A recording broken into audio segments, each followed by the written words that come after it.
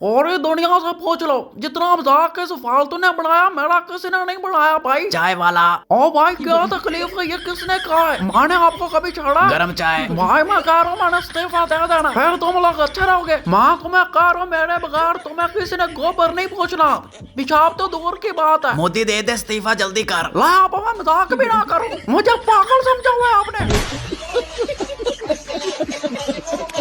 मोदी देख लो तुम सारा इंडिया खा गए हो, लेकिन अभी तक तुम्हारे चेहरे पर कोई नूर नहीं आया। आया आया थोड़ा बहुत आया आया। मैं तुम्हारी बेइज्जती कर रही हूँ और तुम्हें अपने नूर की पड़ी है। नहीं मैं बता रहा हूँ कि आजकल फेशियल करता हूँ मैं काफी सारा, तो नोट तो काफी आ चुका है। मैं नहीं मानती, किसी और को बुला के हो सकते हैं आप। साहब मुझे यही कहेंगे कि मोदी अब गधे जैसा नहीं दिखता। मोदी देखो तुम गरीबों को काफी हद तक खा चुके हो, अब वो गोबर से गुजारा करते हैं। माड़ा कसूर नहीं है, वो खोते चावल पूरी दुनिया देख रही है। सच में? हाँ जी मेरी अम्मी की कसम लग गई। लेकिन शक्ल से तुम मासूम नहीं लगते, खोते जैसा मुंह है तुम्हारा। बाजी अब मैं बेहतरी ला रहा हूँ शक्ल पर। लेकिन खोता तो खोता ही होता है। 1 महीना का मुझे टाइम दो। किस चीज का? गोरे रंग के लिए यूका से महंगी क्रीम आ रही है।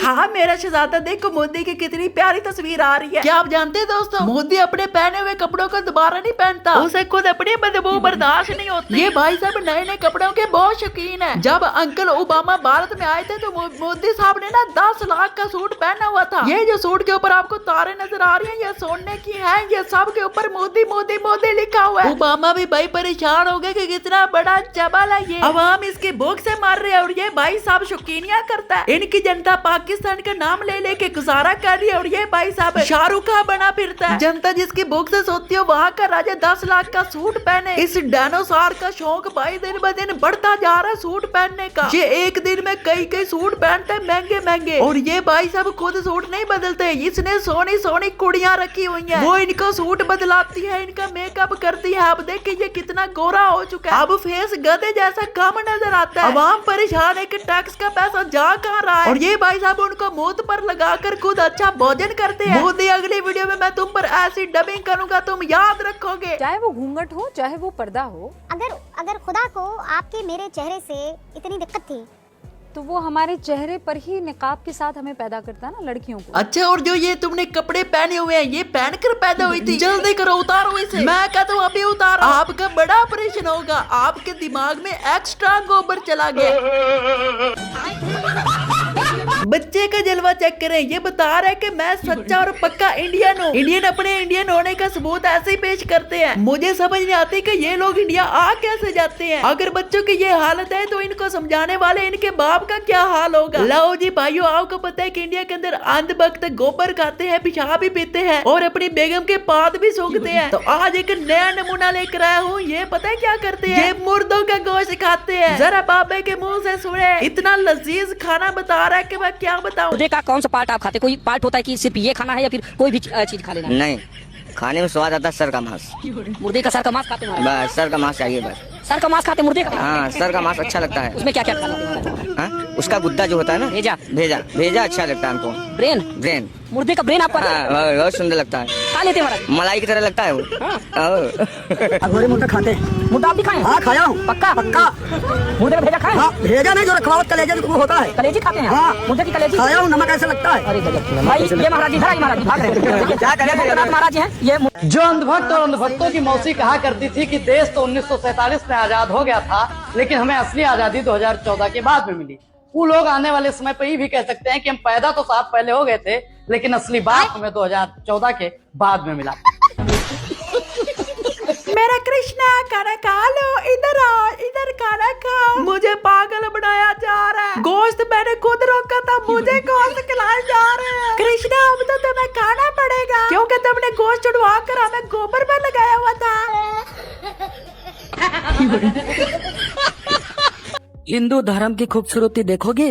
हाँ देखो खूबसूरती आ गई। लो जी भाई चल चल पी पी पी। क्या बात है, खूबसूरती देखी, आगे भी जाना है भाई। ये देखिए हम आगे आगे। कृष्णा जी क्या हाल है? ठीक है आप ये क्या कर रहे हो भाई? साजी वो इनके नमस्ते का स्टाइल। अच्छा फिर ठीक है। तो यहाँ पर राम जी आ गए जी। राम जी ठीक है, हाँ नमस्ते कर रहे जी, नमस्ते। ये कोई खाने की चीज है? ले जाओ इसको, हटाओ यहाँ से। हाँ ये ठीक है, ये ठीक है। हाँ अब वही ना बात, महाराष्ट्र का ना छुपा के रखते हैं। और आज भी कृष्ण जन्मभूमि की जो छवि थी केशव देव जी की, वो आगरा की जामा मस्जिद की सीढ़ी के नीचे गाड़ी गई है। और आज भी नमाज पढ़ने वाले लोग उन पे पैर रख के आगे जाते हैं नमाज पढ़ने के लिए। ये मेरी भावना का सम्मान हो रहा है, ये संविधान का अपमान नहीं है। अब कहाँ चले गए वो सेकुलर लोग? बाबा जी भाग के आओ, इधर भी है, इधर बहुत ज्यादा सम्मान हो रहा है। वहाँ एक सीढ़ी के लिए आपको तकलीफ हो रही है, एक मूर्ति के लिए ये देख के भाई अन्नी पई हुई है। बाबा जी कहाँ रह गए? यहाँ तो बेड़ा गर्क हो रहा है। ओए बाबा तेरा कक न रवे, मुसलमानों पर बोलते हो इधर क्यों नहीं आते? क्योंकि ये तुम खुद करवा रहे हो। और इंडिया के अंदर बहुत बड़े बड़े साइंटिस्ट भी पड़े हैं, उनका कोई कदर ही नहीं करता। ये देखो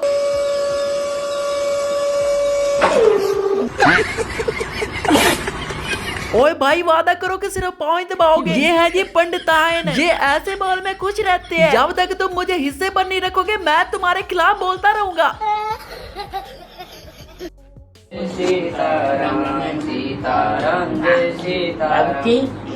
अच्छी भागवत कथा करो, हमको सुनाए करो। नाम क्या है? ओ भाई अंधा पंडित भी काम पर आ गया। एक ही बंदे पर मुझे भरोसा था कि ये बंदा अच्छा होगा, लेकिन ये अंधा होकर भी भाई अंधभक्त तो क्या कहोगे? ये सच नहीं है ना माँ? ये सच नहीं है। नहीं माँ, ये सच नहीं है। भाइयों अब हमारा देश पूरी तरीके से विश्वगुरु बन चुके हैं। ये देखिए बनारस घाट पर कुछ जापानी टूरिस्ट आए हुए थे और क्रिसमस पे वो क्रिसमस के कपड़े पहन रखे थे। तो वहाँ के लोग देखो उन्हें कैसे भगा रहे हैं। किस कदर हमारे देश में धार्मिक नफरत फैला हुआ है। ये बीजेपी वाले किस कदर हमारे देश में धार्मिक नफरत फैला चुके हैं। सोचो भारत में 1 या 2% क्रिश्चियंस हैं, उनसे इनको प्रॉब्लम थी जो थी वो अलग बात है। अब टूरिस्टों से प्रॉब्लम है। पूरी दुनिया में अगर सबसे ज्यादा धर्मों को मानने वाली जनसंख्या है तो वो ईसाइयों का है और लोग क्रिसमस को पूरी दुनिया में खुशी खुशी सेलिब्रेट करते हैं। यहाँ पे देखिए किस कदर नफरत फैला दिया गया हमारे देश में कि टूरिस्टों को ये लोग नहीं बख्श रहे हैं। अब ये टूरिस्ट क्या करेंगे? इस वीडियो को, इस मूवमेंट को कैप्चर करके पूरे दुनिया भर में भारत को बदनाम। टूरिस्ट क्या करेंगे? नहीं भाई वो कर चुके हैं, उन्होंने आपका डंका पूरी दुनिया में बजा दिया है। देखना चाहोगे? मैं दिखाता हूँ, आओ मेरे साथ। India often projects itself as the world's largest democracy, diverse, plural and tolerant. But this Christmas season, troubling incidents are raising serious questions about how the country treats its religious minorities, especially Christians. Take a look.